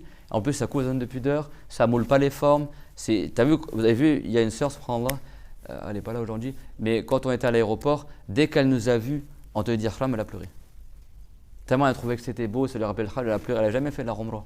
Et c'est vrai, c'est beau, n'est-ce pas? Enfin, voilà, quelqu'un, il a la foi, il aime l'islam et puis il a le cœur sensible. C'est émouvant de voir quand tu vois tous les hommes habillés en blanc, comme ça, il n'y a pas de marque, il n'y a pas de. Lui, il a un qamis qui est bien cintré, lui, il a un qamis trop grand. Non, le rida, c'est simple, c'est noble, c'est beau. Moi, je trouve qu'on est tous beaucoup plus beaux quand on est en tenue d'ihram qu'après, bon, tu mets des habits, etc. Mais là, c'est beau. Ben, c'est comme ça que le prophète Jésus va descendre et c'est comme ça que la plupart du temps, le prophète et les compagnons sont habillés. Contrairement à ce qui montre dans les films, des animés, ils sont tous avec des imams, etc. soi-disant. Bon, nous, on ne représente pas les prophètes, on ne représente pas les compagnons. D'accord, c'est haram à la base. Bon, des fois, ils font des séries, Zarma, Omar, etc. Bon, bien sûr, après, plus tard, ils ont eu de l'argent, les compagnons, ils étaient plus riches, etc. Et après, oui, bien sûr, Omar, ils portaient aussi des qamis, les prophètes aussi portaient des qamis. Mais à l'époque, au début, la plupart du temps, ils étaient habillés comme cela. Et donc, Allah Ta'ala, il a dit au fils de Adam, dans le sens, même si tu venais au jour dernier, avec des péchés qui s'accumulent jusqu'à atteindre la voûte céleste, et moi je te pardonnerai. Et même si tu venais avec des péchés qui rempliraient la terre, au jour dernier, si tu viens comme ça, et tu me demandais pardon, et moi je viendrai avec, et je t'apporterai ce qui remplirait de la terre, ce qui remplirait la terre sur laquelle on vit, comme miséricorde. Et voilà, ataita bima yamla'ul ard خطايا وذنوبا أنا أتيتك بما يملأها مغفرة ورحمة. هذا يدل على عظيم رحمة الله عز وجل. فالتوبة له شروط. Donc le repentir, il a des conditions. ومن شروطها الأعظم الندم. D'accord? Le plus grand pilier du repentir, c'est de regretter. ومعنى الندم أن تستشعر بقلبك al-huzna ala ma sadara minka min al-ma'asi. Et la signification du regret, c'est que tu ressentes la tristesse dans ton cœur d'avoir désobéi à Allah, d'avoir fait un péché. D'accord? Inch'Allah, on va terminer le cours là, Inch'Allah. Là, c'est la fin du cours. Ça veut dire quoi? Ça veut dire que laysa ma'nahu tahzan li'annaka masalan in fadahta bayna an-nas aw tahzan li'annaka darabta musliman fata'allamta fanadimta. La tandam li'annaka asayta rabbak. Et ce regret-là, ce n'est pas un regret qui est dû pour un truc mondain. Par exemple, j'ai fait un péché, tout le monde l'a su, du coup j'ai honte, je suis triste, j'ai dit chez moi je ne l'avais pas fait, parce que tu t'es fait dévoiler. Non, c'est pas quelqu'un qui a frappé un musulman, il s'est fait mal à la main, il dit purée, j'aurais pas dû le frapper, j'ai mal à la main maintenant. Non, c'est quelqu'un, lui, il regrette, il est triste parce qu'il a désobéi à Allah. C'est pas il est triste parce qu'il a perdu de l'argent en faisant du gain usuraire. C'est pas il est triste parce qu'il a tué quelqu'un et après il regrette parce que maintenant il est en prison. C'est pas il est triste parce qu'il a fait un truc haram et ça se suit sur les réseaux sociaux et maintenant tout le monde le sait donc il regrette. Non, il est triste parce qu'il a désobéi à son Seigneur. C'est ça qui a motivé la tristesse. Ar-Rasul mazaqal an-nadamu taubatun. Iza shakhas mabyarzan ala ma sadara minhu min al-ma'asi ma sahhat taubatuhu. Ma sahhat. Alaysa ar-Rasul qala al-hajj arafa? الحج عرفة معظم أركان الحج الوقوف بعرفة من فاته الوقوف بعرفة فاته الحج هذا معلوم. N'est-ce pas que le prophète il a dit le hajj c'est Arafat? Ça veut dire le pilier le plus important du hajj c'est quoi? La station Arafat. On était aujourd'hui à Arafat le 9 de Dhul Hijjah. Si entre le Dhuhr et le Maghreb tu n'as pas été ne serait-ce qu'un moment à Arafat et tu as manqué à Arafat et la nuit est tombée, tu n'es jamais allé à Arafat et c'est le 10 de Dhul Hijjah et tu n'as pas fait ne serait-ce qu'un instant à Arafat, tu as manqué le 9 de Dhul Hijjah à Arafat, même en dormant, même en traversant, ton hajj n'est pas valable. Même si tu vas faire le tawaf, même si tu fais tout le reste, ton hajj n'est pas valable. Tu dois le rattraper l'année prochaine. Le hajj à Arafat. Ça ne veut pas dire que tout le hajj il se résume à la station Arafat. Laysa ma'na dhalika hadha al-hadith al-hajj à Arafat. Ou hadith sahih. ليس معنى ذلك أن الحج يكتفى فيه بالوقوف بعرفة وانتهى حجك لا لكن معظم الحج يكون بالوقوف بعرفة. Mais ça veut dire que le plus important des piliers du hajj c'est Arafat. فكذلك التوبة معظم التوبة أعظم أركان التوبة هو الندم هو الحزن على ما صدر منك من المخالفة من المعصية التي تكون مخالفة أمر الله تعالى لأنك عصيت الله لأنك ارتكبت معصية معاصي الله تعالى فأنت تحزن على صدور ذلك منك هذا يقال له الندم. C'est le fait que tu ressens dans ton cœur la tristesse d'avoir désobéi à Allah. Ça, c'est la chose la plus importante dans le repentir. Et si tu peux pleurer, alors pleure. وإذا استطعت أن تبكي فابكي على خطاياك. الرسول قال عليه الصلاة والسلام وابكي على خطيئتك. وابكي على خطيئتك. Ça veut dire et pleure pour tes péchés. Et pleure pour tes péchés. Que Allah nous accorde de pleurer pour nos péchés. Amin. Et nous pardonne nos péchés. Amin. Donc ça, c'est le premier pilier du repentir, c'est d'être triste. ثم كذلك أركان التوبة ثلاثة. شخص حتى يتعلم كيف يتوب. التوبة بالقلب. توبة ليس لفظا تجريه على لسانك. ليس عبارة ليس قول استغفر الله. Parce que le repentir, c'est dans le cœur. C'est pas une parole que tu dis dans la langue. C'est pas de dire astaghfirullah, rabbi ighfirli. Ça, c'est plus que le tawbah. Ça, c'est une bonne action par laquelle tes péchés peuvent être effacés, mais le tawbah, c'est dans le cœur. Donc déjà, c'est quoi la première chose dans le cœur qu'on ressent quand on fait le repentir? Le plus grand des piliers, c'est la tristesse d'avoir désobéi à Allah. Ça, c'est le plus grand pilier. Tout est par le cœur, vous allez voir. فأعظم أركان التوبة الحزن الندم على ما صدر منك من المعصية. ثانيا الإقلاع عن الذنب. لأن الذي لا يترك المعصية كيف يتوب منها؟ لابد أن يتركها. لابد أن يتوقف عن فعلها. ينكفف عنها. Le deuxième pilier, c'est de délaisser évidemment le péché. Si quelqu'un il est triste de faire le péché mais il continue à le faire, ben, il n'est pas effacé son péché. Donc ce qu'on appelle le fait de délaisser le péché, à dire de plus le faire. Donc on est triste de faire le péché, on arrête le péché. وثالثا أن يعزم بقلبه أن لا يعود إلى مثله. Et la troisième condition, c'est qu'il prenne la ferme résolution dans son cœur de plus refaire ce péché. Donc il est triste d'avoir fait le péché. Il arrête ce péché et dans son cœur, il prend la décision, je ne referai plus cette chose-là. إذا كان صادقا بقلبه تمحى عنه تلك المعصية ولو عاد إليها طالما كان صادقا عند التوبة تمحى عنه وإن عاد ثم عاد إلى التوبة تمحى من جديد وإن عاد تمحى من جديد وهكذا حتى يمل والله لا يمل حتى تملوا حتى تملوا. Et donc la personne, si elle a été triste d'avoir fait le péché, parce que les gens, beaucoup, ils ne savent pas c'est quoi le repentir. Hein. C'est pas juste astaghfirullah avant de mourir, non, non. C'est par le cœur. Astaghfirullah, c'est pas le repentir. Hein. C'est bon? La parole, astaghfirullah. Ça, c'est en plus, si tu veux joindre la parole par l'intention. Mais le repentir, c'est tout par le cœur. Tu n'as pas besoin de parler pour te repentir. Je suis triste d'avoir fait le péché. Je délaisse le péché, donc si c'est un truc de la main, j'arrête. C'est un truc, voilà, etc., j'arrête. Si je bois de l'alcool, j'arrête. Si je manque les prières, je commence à faire la prière. Tu répares ton tort, c'est bon?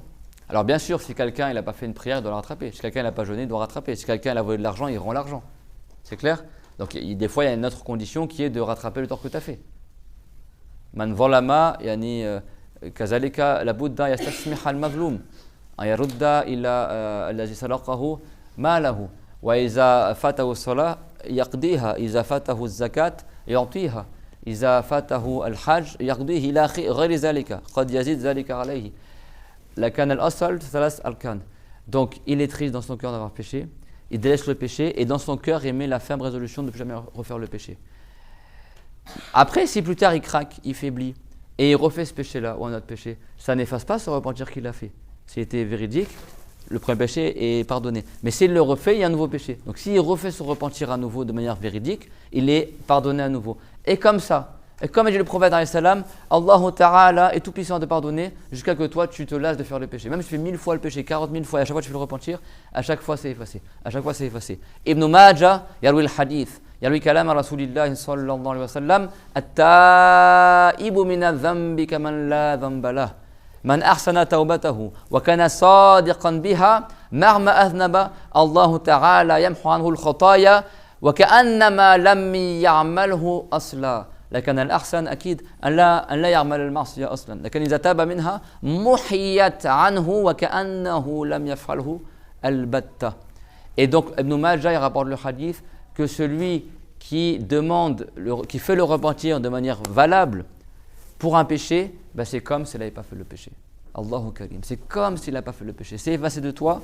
Les anges, ils effacent de ton feuillet ce péché-là et tu ne le verras pas au jour dernier. Bien sûr, le mieux, c'est que la personne ne fasse pas le péché dès le début. Mais c'est pour dire qu'il ne faut pas désespérer de la miséricorde de Allah.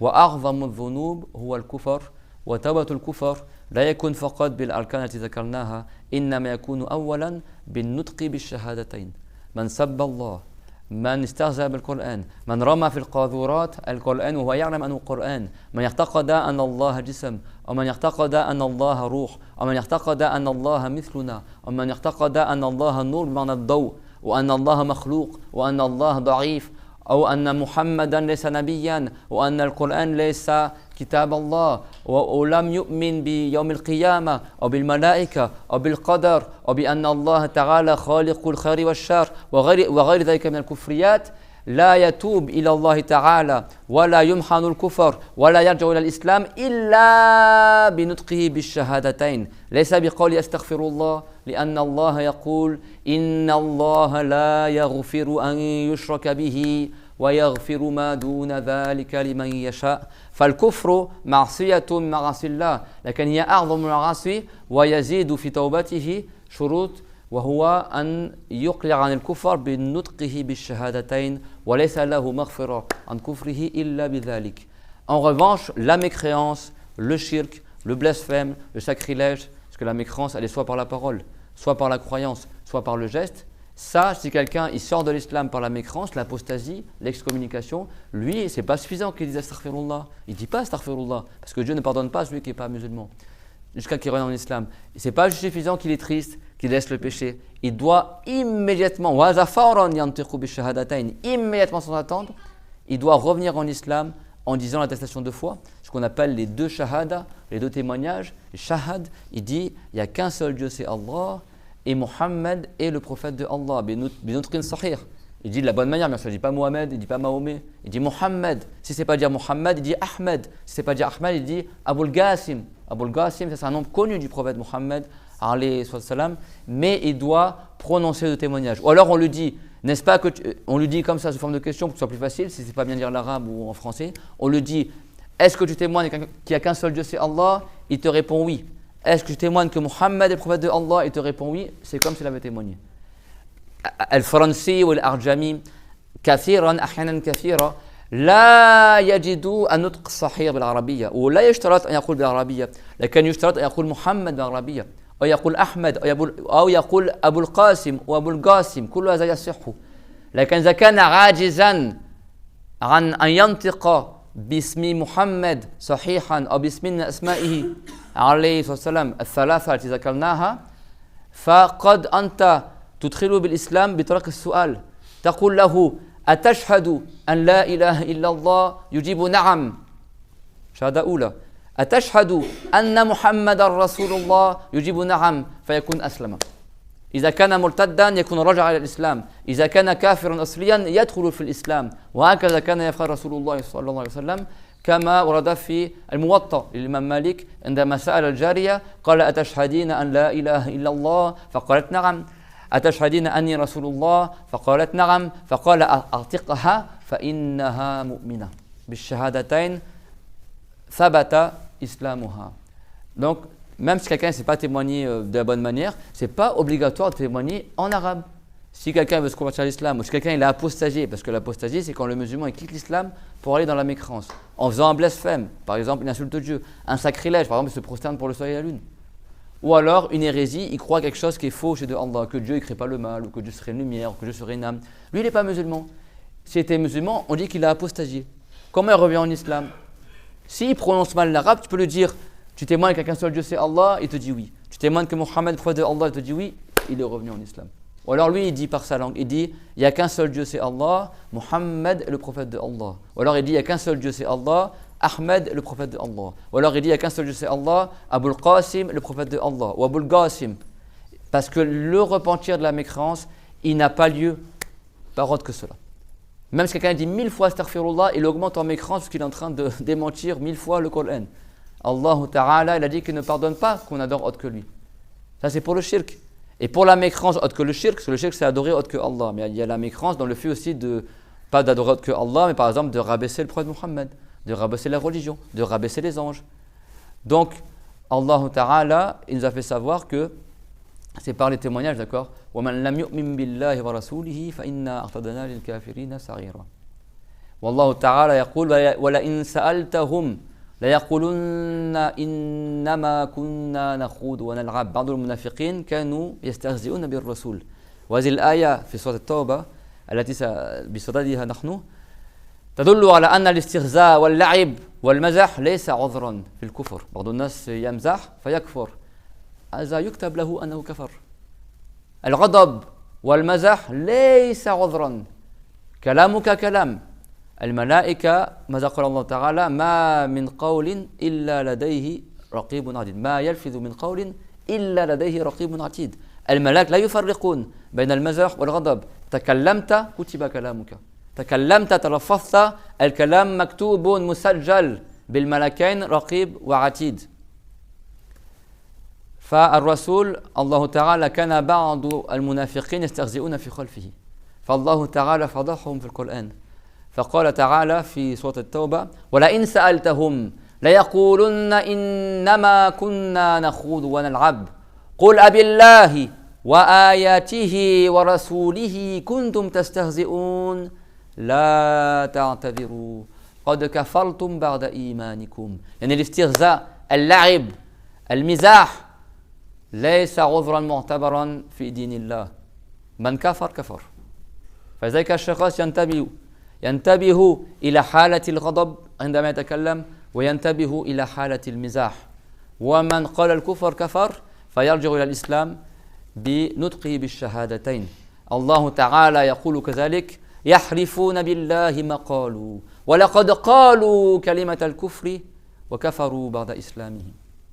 والآيات والأحاديث كثيرة في ذلك. فلذلك الشخص ينتبه، لا يكذب الدين. الله تعالى يقول إن الذين كفروا واستكبروا عن إن الذين كفروا بآياتنا واستكبروا عنها لا تفتح لهم أبواب السماء ولا يدخلون الجنة حتى يلج الجمل في سم الخياط. Donc dans le Coran, beaucoup de ayats, ils parlent de gens qui ont mécru, qui faisaient croire qu'ils étaient musulmans, mais dans le dos du prophète, ils se moquaient. Allah Ta'ala est dans le sens, si tu leur posais la question, ils te répondraient « Oh, mais on faisait que rigoler, que se moquer, etc. » Et le prophète, Allah Ta'ala lui a dit « Dis à ces gens-là, est-ce que c'est de Allah, de ces ayats du Coran, de son messager dont vous vous moquiez? Ce n'est pas une excuse acceptée en islam, la plaisanterie, la moquerie. Vous êtes non-musulmans après avoir montré autrefois. » Dans une autre ayat, Dieu dit, dans la Tawbah, il dit « Ils jurent par Allah qu'ils n'ont pas dit la parole de mécrance, alors que certes ils l'ont dit, et ils sont devenus mécrants après avoir montré l'islam. » Également, Allah Ta'ala a dit dans le Coran, si quelqu'un y mécroit au Coran, et il fait preuve d'orgueil envers ce qui est rapporté dans le Coran, il méprise le Coran, alors certes ces gens-là, il ne leur sera pas ouvertes les portes du ciel. On dit quoi au début du cours? Que les âmes des musulmans vertueux, ils franchissent les cieux pour aller au paradis. Cette personne-là, son âme, elle n'ira même pas traverser le premier ciel, elle sera renvoyée sur terre, parce qu'il n'est pas musulman. Et Dieu lui a dit, voilà, yadkhulun al-jannah. Et ils n'entreront pas au paradis, jusqu'à que le chameau, on a vu les chameaux dans la soirée au désert, on a bu du lait de chamel, c'est gros un chameau, jusqu'à que le chameau il rentre dans le chat de l'aiguille. Le chat de l'aiguille, c'est C-H-A-S, le petit trou par lequel tu fais passer le fil dans l'aiguille à coudre. Est-ce qu'un chameau il rentre dans la tête d'une aiguille? Non. Ça veut dire que tant que le chameau ne rentre pas dans la tête de l'aiguille, ils ne rentreront pas au paradis. Pour ceux qui ont démenti sciemment ce qui est marqué dans le Coran. D'accord? C'est pour ça que ça, c'est le repentir le plus important. C'est que la personne, si elle tombe dans une mécrance, elle doit immédiatement, sans attendre, revenir en islam. C'est pour ça que nous, les musulmans, on ne se moque pas de la Kaaba. Si quelqu'un crache sur la Kaaba, il n'est plus musulman. Si quelqu'un se moque de la Kaaba, de la Mecque, de la Umrah, des tissus de la Umrah, de la Sunna du prophète, du Coran, de la science de la religion, du voile. Alors si quelqu'un ne se voile pas, ce n'est pas de la mécrance. Si quelqu'un ne prie pas, ce n'est pas de la mécrance. Il y a des femmes, elles ne se voilent pas, mais elles savent que le voile c'est bien en islam. Elles disent, quand je serai plus vieille, quand je fais mon cheminement, etc. Il y a des gens, ils ne font pas la prière, ils vont dire quand je serai plus vieux. Mais ce n'est pas pour autant qu'ils se moquent de la prière. Donc attention, le péché, ce n'est pas de la mécrance. Ce n'est pas tous les péchés, c'est de la mécrance. La mécrance, c'est vraiment de rabaisser l'islam. de rabaisser Dieu, de se moquer de la religion, de se moquer des prophètes, même si c'est autre que le prophète de Mohammed, de se moquer des anges. Tous les anges sont des saints. Si quelqu'un insulte un ange, même l'ange de la mort, hatta Azraïl, malak al-maut, man sabbahu kafar. Lanu al-malaika kulluhum mukarramun, bal ibadum mukarramun, Allah Ta'ala yaqul. كل الملائكة أولياء كل الملائكة مرضيون عند الله تعالى ثمة ملائكة للرحمة وملائكة للعذاب لكن كلهم أولياء كلهم مطيعون لله عز وجل فمن سب الملائكة ولو كان إبراهيم الملك إسرافيل وعزرائيل أو جبريل وميكال هذا في القرآن من كان عدوا لله ورسوله وملائكته وجبريل وميكال فإن الله عدو للكافرين إذا أخطأت في الآية أصلحون يعني. Si Dieu l'a dit dans le Coran, celui qui prend comme ennemi les anges, et qui prend comme ennemi Allah ou son messager. C'est wa rusuli, je pense. Man kana aduwan lillahi wa rusulihi wa malaikatihi, celui qui est un ennemi de Allah, de ses messagers, de ses anges, de Jibril et de Mikaël. Mikaël, c'est Mikaïl. Jibril et Mikaïl, c'est les deux meilleurs anges, donc Dieu l'a répété leur nom. فَإِنَّ اللَّهَ عَدُوٌّ لِلْكَافِرِينَ. Alors certes, Allah, c'est l'ennemi des non-croyants. C'est-à-dire que la personne, elle n'est pas croyante si elle rabaisse les anges ou elle prend comme ennemi les anges ou Allah ou son messager. Alhamdulillah, on est dans le meilleur des pays. نحن في خير بقاع الأرض في مكة المكرمة في المسجد الحرام ونسأل الله العظيم برحمته الواسعة أن يغفر لنا جميعا. أنا أحبكم في الله والله العظيم أحببت هذه الحملة كثيرا وأستسمحكم جميعا إذا رأيتم مني شيئا مخالفا وشيئا لا يناسب فأنا أستسمحكم جميعا وأحبكم كثيرا ما شاء الله ورأيت الخير في هذه الحملة والبركة وأكثر من قبل ما شاء الله مما كنت عشت من قبل. Je vous aime tous lillahi ta'ala. J'espère que dans cette dernière nuit à la Mecque, pour moi en tout cas, dans ce dernier cours en assemblée qu'on fait, dans cette ville bénie qui est la meilleure ville au monde, la ville de la Mecque honorée, on demande à Allah qu'il nous pardonne. Moi, Wallah al-Azim, je ne dis pas ça ni pour le cours, ni pour rien du tout. Lillahi ta'ala, je vous le dis, je vous aime énormément. Le prophète, il a dit, si quelqu'un il aime son frère alors qu'il le dit, Rasul qal, man ahabba akhahu falyurlimhu. Ça veut dire que tu dis à ton frère que les frères et sœurs, hein, quand le prophète il est arrivé à Médine, dans le quartier des tantes de son grand-père Abdul Muttalib, Banu Najjar. Donc c'est des femmes de sa famille. Les femmes de ce quartier sont sorties, elles ont dit nahnu banatum min bani Najjari ya habadha Muhammadim min jari. Elles ont fait des éloges du prophète, sorties en chantant. Elles ont dit nous on est les filles de la tribu d'An Najjar. Oh quel bon voisin que Mohammed. Par Rasul Mazaqal, atuhibnani, est-ce que vous m'aimez? Elles ont dit oui. Il dit fa wallahi inni la uhibbukun. Il a dit par Allah, certes moi je vous aime. D'accord, c'est bien en islam quand tu aimes tes frères et tes sœurs en islam, et c'est requis qu'on s'aime les uns les autres, bien sûr d'un amour pour l'agrément de Allah, d'un amour qui sied, d'accord, à la fraternité de l'islam. Et donc moi je vous le dis, aujourd'hui je vous aime tous, lillahi ta'ala. Vraiment, après moi j'étais pas avec tout le monde, mais le groupe qui était avec moi et même les gens qui n'étaient pas dans mon groupe, vraiment il y avait beaucoup de bien, beaucoup de baraka, très bonne ambiance, très bonne entraide et vraiment que du bonheur. Pourtant c'est la 3e Ramadan que je fais cette année et vraiment je pense que c'est un des meilleurs groupes qu'on ait jamais eu. On a eu des barakas que j'ai jamais vus avant, que ce soit à la grotte de Hira, que ce soit à la Kaaba, que ce soit même à Arafat, on est monté sur Arafat alors qu'on ne l'a jamais fait avant. Enfin, vraiment, tout le monde a une histoire dans cette Ramadan. Je pense que chacun a une histoire, un truc extraordinaire qui lui est arrivé. Et ça, ce n'est que par la volonté de Allah Azza wa Jal. Il y a des gens qui sont venus de Tunisie, il y en a qui sont venus du Sénégal, il y en a qui sont venus d'Algérie, de plein de pays, d'où encore, de Belgique, de Paris, de Suisse, etc. C'est pas par hasard. Si Allah il a voulu qu'on soit réunis aujourd'hui, c'est pas pour rien. Et c'est pour un grand bien, Inch'Allah Ta'ala, et on se doit de remercier Allah Azza wa Jal. Et c'est pour ça qu'on termine cette assemblée par la demande de pardon à Allah Azza wa Jal. Si moi j'ai été blessant en l'un d'entre vous, pardonnez-moi, on est des humains, on est faibles, masha'Allah.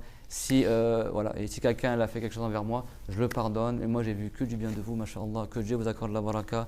Inch'Allah qu'on reste en contact après cette Umrah, que Dieu nous réunisse au moins au paradis. Sachez que durant toute la Umrah, que ce soit devant la Kaaba, à la tombe du prophète, à chaque fois j'invoquais pour nous. Je dis c'est tellement extraordinaire cette Umrah et qu'on est tellement nombreux, hein, plus de 70 personnes, avec une ambiance pareille. Je dis il y a quelque chose.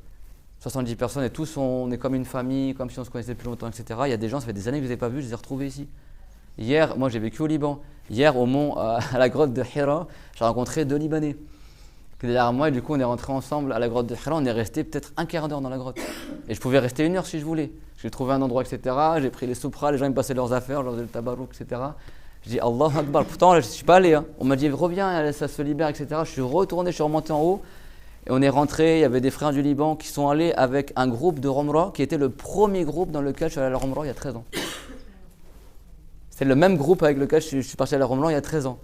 Et je ne les connais pas, et eux ne me connaissent pas. Mais comme ils parlaient en libanais derrière moi, j'ai dit attends, mais eux en plus ils avaient un beau visage lumineux, etc. Et je dis mais vous n'êtes pas de Beyrouth, de Sissi et tout, et machin et tout. Et j'ai dit viens avec moi, on va rentrer dans la grotte de Hira. Et on est resté, mais genre un quart d'heure. Même les gens à la fin ils me passaient des affaires, etc. On faisait le tabarouk, tout ça. Après il y a des femmes qui voulaient rentrer, je dis bon on va pas rester trop longtemps. Et après on est sorti. Mais vraiment des odeurs, déjà avant on était déjà au-dessus, il y a plein qui témoignent. On avait des odeurs, on était sur le toit de la grotte, on avait des odeurs, mais des trucs à pleurer quoi. Alhamdulillah, chacun a une histoire à raconter et ça, sachez-le, tout est prédestiné par Allah Azza wa Jal et il n'y a pas de hasard. Et si Dieu l'a voulu ça pour nous, c'est que Inch'Allah, on espère que chacun parmi nous entre au paradis et les hauts degrés pour chacun et que si on a fait des péchés et qu'on était des grands pécheurs ou des gens qui faisaient des preuves de manquement avant la Umrah, Inch'Allah, que ce soit une cause pour nous tous. Moi le premier, je parle moi le premier, qu'on se soit remis en question et qu'on rentre chez nous encore mieux qu'on ne l'était avant cette Umrah. وآخر دعوانا أن الحمد لله رب العالمين صلى الله وسلم على سيدنا محمد أشرف المرسلين الله يا الله يا الله يا الله يا ذا الجلال والإكرام يا ذا الجلال والإكرام يا ذا الجلال والإكرام اللهم يا رب الكعبة ويا رب المخلوقين ويا رب محمد صلى الله عليه وسلم وجميع النبيين إنا نسألك بأنك أنت الله لا إله إلا أنت أن تغفر لنا جميع ذنوبنا وتتقبل منا عمرتنا ونسكنا وأن تغفر لنا وللذين سبقونا بالإيمان اللهم اجعل هذا الجمع جمعا مباركا وهذا الدعاء دعاء مستجابا وأن تنفعنا ببركة أوليائك وملائكتك وجميع الأنبياء والنبيين وتنفعنا ببركة هذه الأرض المباركة أرض نبينا محمد صلى الله عليه وسلم خير بقاع الأرض وأحب البلاد إليك يا الله يا رحمن اللهم آت كل منا سؤله من الخير واجمعنا في الفردوس الأعلى كما جمعتنا كلنا في هذه الحملة المباركة يا الله يا كريم اللهم أظلنا في ظلك ظل العرش الكريم يوم لا ظل إلا ظلك يا الله يا كريم وقنا عذاب النار ربنا آتنا في الدنيا حسنة وفي الآخرة حسنة وقنا عذاب النار ربنا لا تزغ قلوبنا بعد إذ هديتنا وهب لنا من لدنك رحمة إنك أنت الوهاب اللهم اجعلنا هداة مهتدين غير ضالين ولا مضلين وافضح المنافقين واضرب الظالمين بالظالمين وأخرجنا من بين أيديهم سالمين مطمئنين اللهم اجز عنا محمدا خيرا اللهم اجز عنا محمدا خيرا اللهم اجز عنا محمدا خيرا وسائر النبيين يا الله يا كريم فإنه أدى الأمانة ونصح الأمة ولولاه ما عرفنا الإسلام يا الله يا كريم اللهم نحن في وسط المعمورة في أحب البلاد إليك فنسألك بجاه الكعبة وبجاه الأنبياء أجمعين وملائكتك المقربين أن تغفر لنا وأن تميتنا على كامل الإيمان وأن تغفر لنا وأن نخرج من هذه الأراضي المقدسة بلا ذنوب يا الله يا كريم ودخر لنا ثوابنا لنسكنا يا الله يا كريم وعافنا ومرضانا من سيء الأسقام وارزقنا جميعا وارزقنا يا الله جميعا رؤية حبيبنا محمد صلى الله عليه وسلم في المنام يبشرنا عند الوفاة يا الله يا كريم. وآخر دعوانا أن الحمد لله رب العالمين وارحمهم علماء المسلمين يا الله يا كريم، وكل من يشتغل في هذه الدعوة المحمدية يا الله يا كريم. رب اغفر لنا وللذين سبقونا بالإيمان والحمد لله رب العالمين. صلى الله وسلم على محمد أشرف المرسلين وعلى جميع النبيين وسلم. لا إله إلا الله، لا إله إلا الله، لا إله إلا الله. اللهم صل على محمد وعلى آله وصحبه وسلم. اللهم صل على محمد وعلى آله وصحبه وسلم. اللهم صل على سيدنا محمد وعلى آله وصحبه وسلم وعلى جميع النبيين. Et on termine par la talbiya, Inch'Allah. لبيك اللهم لبيك، لبيك لا شريك لك لبيك،